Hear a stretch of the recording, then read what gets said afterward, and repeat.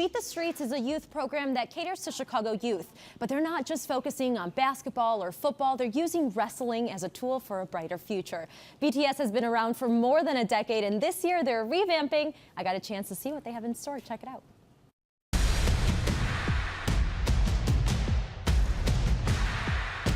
You got your khakis on, you got your polo on, a normal kid. But then when you get on the mat, it's something different. It's very different. I wear a singlet. When I'm on the mat at practice, I wear singlets. But when I'm not on the wrestling mat, I'm usually trying to look nice, trying to smell good. 12-year-old Roy Phelps has been wrestling for 6 years.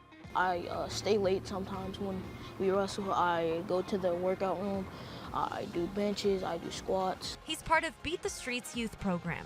It's especially a way to get you away from gang violence, off the streets, stealing things, stuff like that, yes. Despite his young age, Roy understands just how much wrestling has shaped his life. Beat the Streets has helped me in a lot of ways. I used to get messed with a little bit, so it helped me perceive the world a little differently. Colin Rogers had a similar experience. He says the skills he learned on the mat help build character, discipline, and confidence. Now Rogers is the head of the Young Professionals Board, and he hopes to inspire the next generation. I grew up a single mother, didn't really have the ability to learn some determination and some discipline. Skills that we really like to provide is really the determination aspect of wanting to get something out of life in which you need to work for. There's so much discipline and self-control in wrestling that it's different.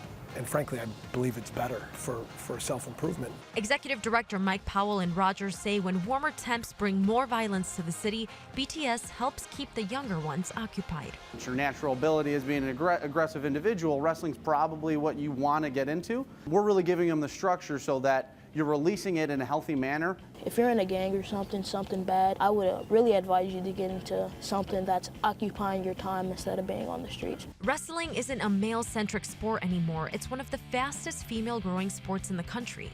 We have almost 20% wrestlers in the city, and I have to tell you, our girls are tough. And they are dedicated and they are awesome. No matter what gender, Roy says the coaches work them equally as hard. My coaches are great. They always pushing you to your limit every day. Do you want to compete like when you're older, like nationally, or what do you want to do? I want to be on the world team. Nice. And I want to be Cal Snyder. And as #1 fan, his father is proud of where his son is and where he's headed. I'm proud of you, and just keep doing what you're doing. I love you.